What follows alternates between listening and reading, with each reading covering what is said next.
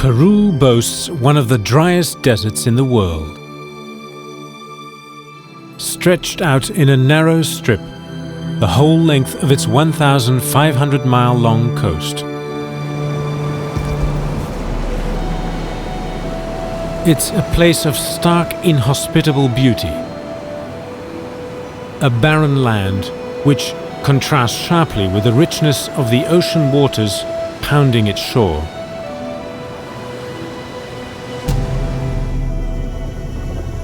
Here the frigid, nutrient-rich Humboldt Current, flowing up from Antarctica, meets the warm waters of the tropics.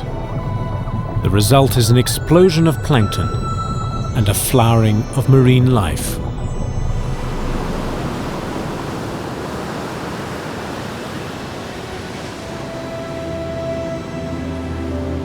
For 35 years, Doswinkel has been driven by a passion to photograph wildlife and local cultures. On this assignment, he's looking to capture the hidden beauty of Peru's fragile, threatened desert coast.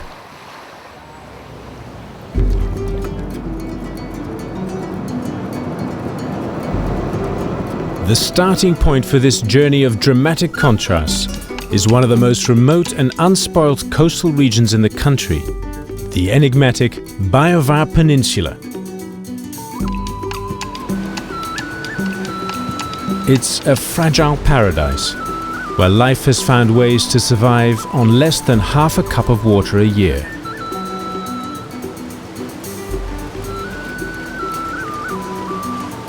But remote as it is, this paradise is coming increasingly under pressure from human development, both planned and unplanned, spreading along the coast.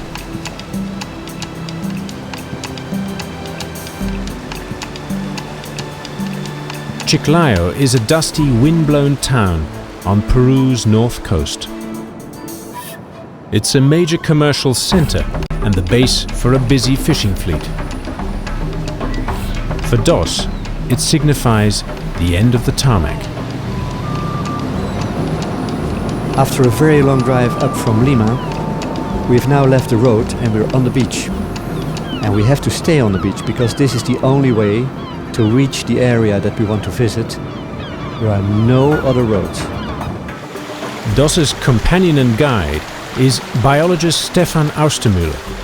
As director of the conservation group Mondo Azul, he's campaigning for better protection of Peru's marine and coastal ecosystems. Stefan Austermüller is especially concerned about this area because there is a lot of illegal dolphin slaughter and also turtle slaughter. So we have to scan the beach for dead animals and have to examine them and see what happened to them. This looks like a dolphin. What's this? Well, this is a porpoise. You can see the low front and the typical fin of a porpoise. In the 90s, we had some 10 to 15,000 dolphins slaughtered on the beaches here. That's incredible. So that's a lot. At first I thought that these animals really died of a natural cause because you couldn't see anything. The most likely cause is that they have been strangled or died in the nets of the fishermen here. These animals have to come to the surface to breathe. They're mammals. It's a sad story, huh? The killing of dolphins and other small whales and the sale of their meat has been illegal in Peru since 1990. But that doesn't stop around 50 of them being killed each day. While public campaigns against this slaughter have meant that dolphin meat is no longer openly sold in supermarkets, these beautiful creatures continue to die, often through drowning after getting tangled in fishing nets.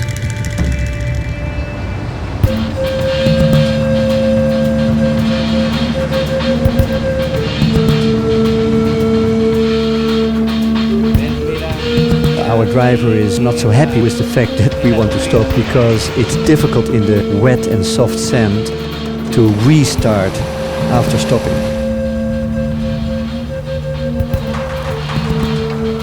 The only sign of human settlement is this very small fishing village, but for me it's really disgusting. There are hundreds and hundreds of decapitated stingrays on the beach, and they leave everything on the beach, these people.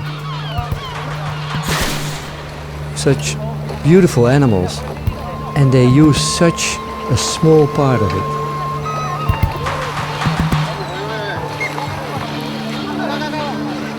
Stefan wants to see if there are any signs of dolphins or turtles, but we don't see any.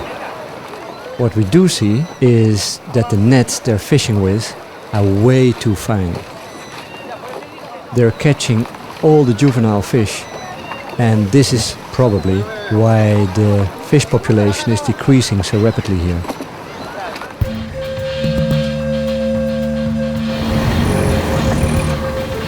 The job of stopping to record and photograph each dolphin and turtle found on the beach is slowing down progress. With only an hour or so to go before high tide, and the light already beginning to fail, a sense of urgency takes hold.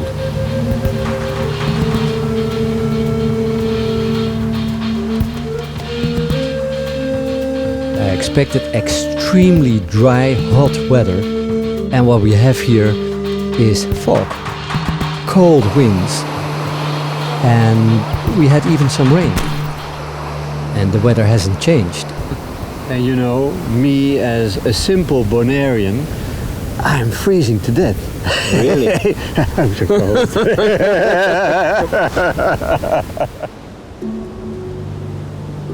I have to say that for me this was a very strange day. I've never ever seen so many dead animals and so many different species. So many different types of dolphins and different species of turtles, and all these bones and vertebrae. It's really incredible.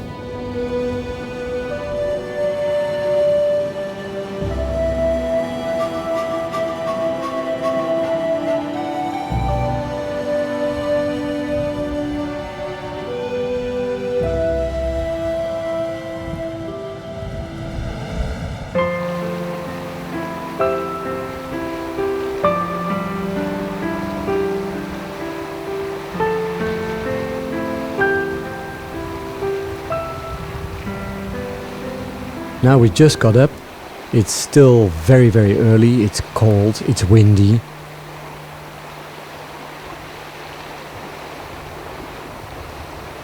When you look at this desert landscape, it looks empty. But when you take a closer look, it's full of life. There are flowers, there are insects, there are bigger animals. In fact, it's a very fragile world. The balance is very delicate. The slightest disturbance can be disastrous. The desert fox used to be common all along the coast.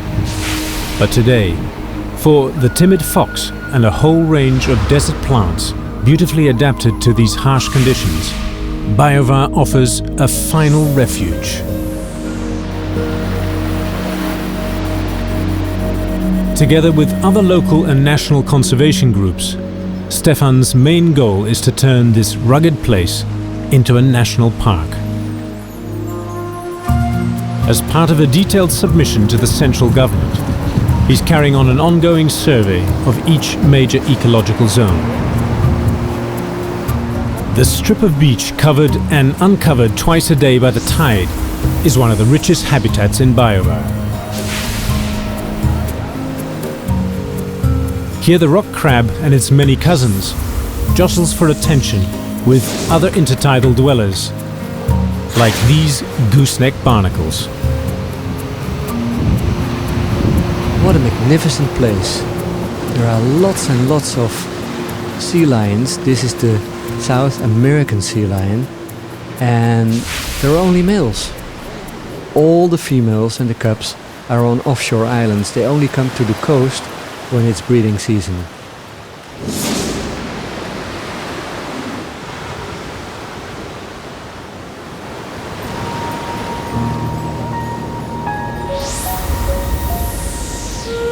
The longer I'm here, the more I appreciate this wonderful area, and the better I understand that Stefan wants to protect this area for the future and also for future generations. That evening, Dos is surprised to find that the gooseneck barnacles he'd been photographing earlier are on the dinner menu. What for most people is just a nuisance to be scraped off the bottom of boats is regarded here as a great delicacy. Be that as it may, Dos has no intention of breaking his vegetarian habit to find out why.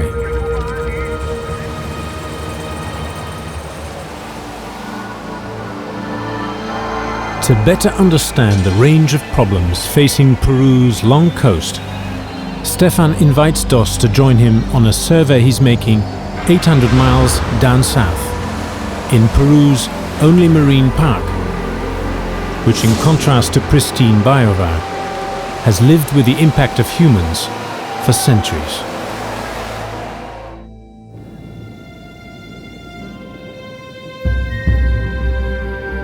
Peru keeps amazing me.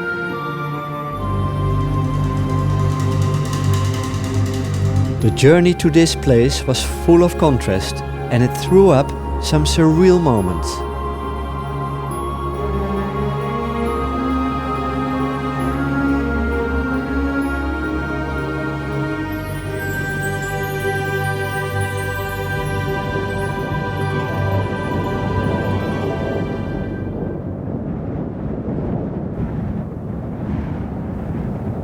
The town of Ica is famous for its huge sand dunes and, surprisingly, believe it or not, a wine that has been produced here since Spanish times. But for me, the most impressive is this raw desert landscape. I love it. It's hard to believe that the ocean is just an hour's drive away.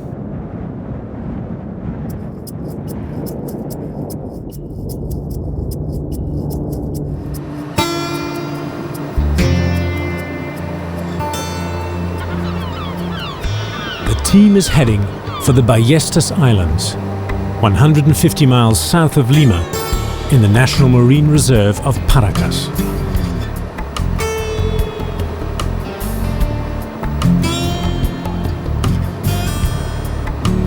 Seabirds, and more particularly their waste droppings, called guano, have shaped the history of this place for hundreds of years.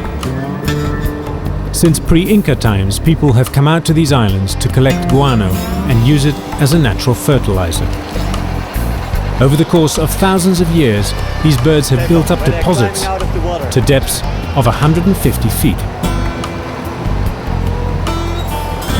By the late 19th century, a major trade in this white gold had been established with Europe and North America, making it one of the most highly prized natural resources in the world and bringing huge wealth to the country.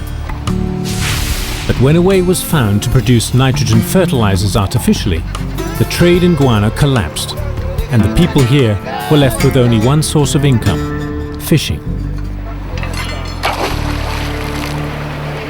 This is a guano island, and we're going to dive today in a guano ship, which is here on the seafloor. I am happiest when I can dive, and this is the wreck of a guano boat that sunk over 100 years ago. It's beautifully overgrown with anemones and sea urchins and giant barnacles, and it's become an artificial reef.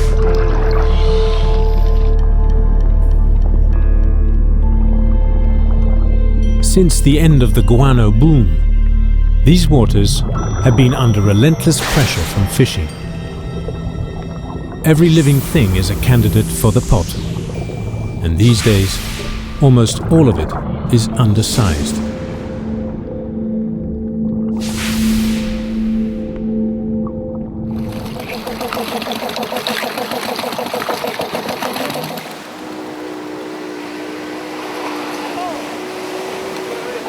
The bounty of the sea never fails to amaze me, but it's clear that here it has been strained to the limit.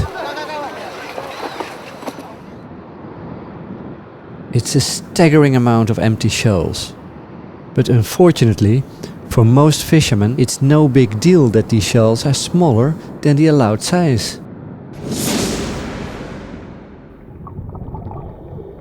Overfishing has now reached such levels that the population of marine mammals, like sea lions, are being seriously affected.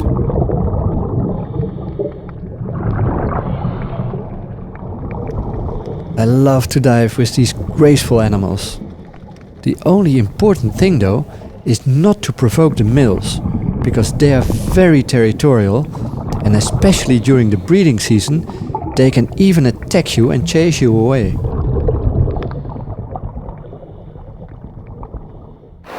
Great. But I'm cold.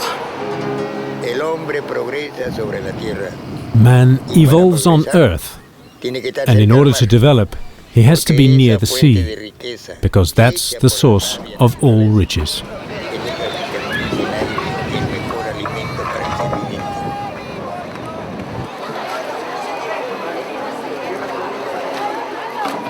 This man, El Gato, is a local fisherman who has some unique ideas to tackle the problems here.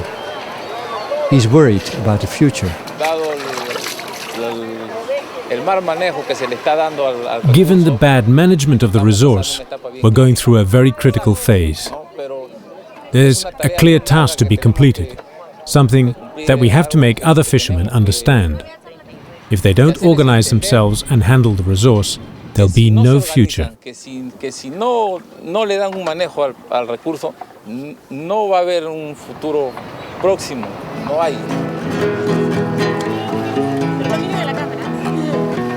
Everything looks so peaceful here on the beach of Paracas Bay, but in fact every day millions of liters of untreated wastewater and pool water are released into the sea. And of course this causes terrible problems for the wildlife. And we're right now here in Paracas. You see there on the other side, the problem is that from Pisco, from San Andres, from the fishmeal industry, and even from these rich houses here, from these weekend houses, all the wastewater goes into the ocean without any treatment, but it's already very strong damaged by human activities. There's an illegal fishing village. How is that possible inside the park? Well, it's like people settle there and then they are there and you have the problem, so you have to deal somehow with that problem. But it's already very damaged here and it has to be recuperated. Right. They're heading south on the Paracas Peninsula. Stefan is keen to show Dos the place where he's done most of his underwater research into the biodiversity of the area. This lives up to everything Stefan had said. This is the place where you've been diving a lot? Right, we have done a research here on biodiversity. We have made a three-dimensional mapping. We have localized the habitats. We found in this bay, which is only covering 0.003% of the whole marine surface of the areas, we found 30 species, which might be also new species to science. So this shows that this tiny little bay is a hotspot of biodiversity. Absolutely. Which definitely should be protected in future in a better way. Dos joins Stefan in this marine wonder world on a survey dive to check current conditions. I'm happy to find these colorful shrimp. Usually it's difficult to approach shrimp during the day, but these animals let me get right up to them.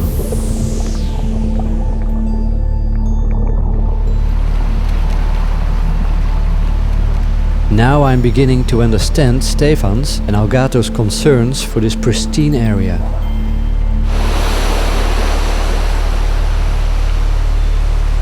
Today we join El Gato on a fishing trip. This man intrigues me. I wonder if this friendly fisherman will really be able to make the change among his fellow fishermen. I hope to find out more about him. On a spot with giant kelp, this diver will collect shells for consumption. Although the sea is calm, El Gato warns the team that there may be a heavy current near the bottom, and that the deeper they go, the worse the visibility will be.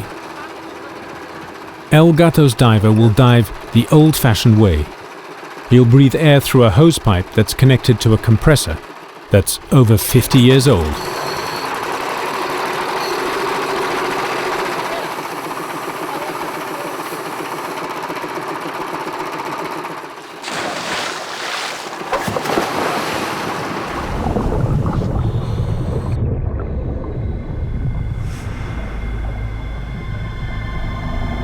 El Gato was right.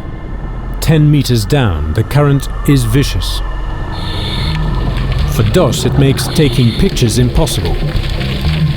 For the shell collector, it's all in a day's work.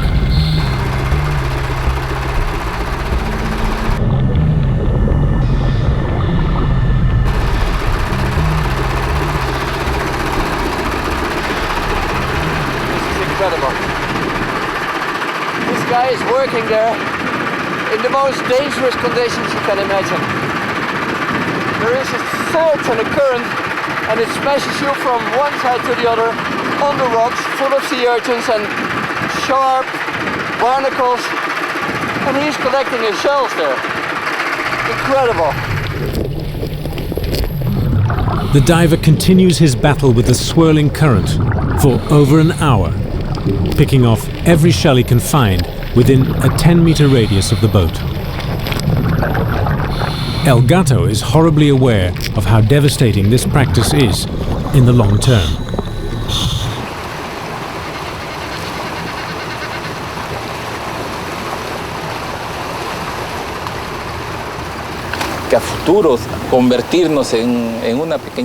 For the future, it is our dream to develop a small enterprise in order to supply jobs for our own family.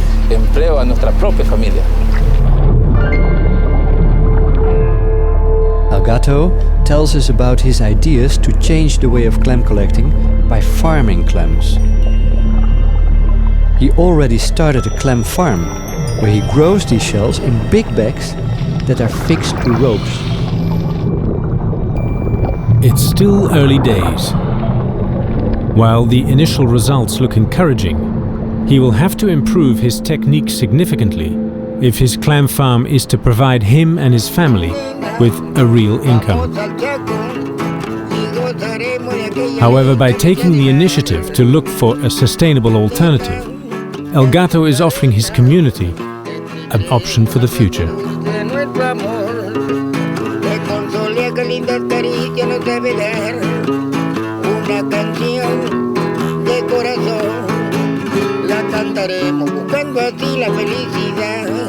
My time in Paracas has really got me thinking. What's happening here is something that's repeating itself in countless coastal communities around the world. We have to rethink our relationship to the sea and the creatures that live in it.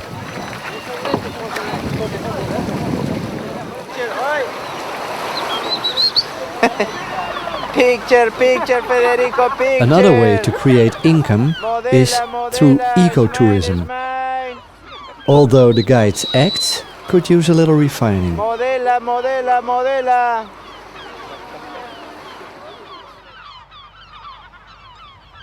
Anchovies, yeah, after the 1 minute, guano.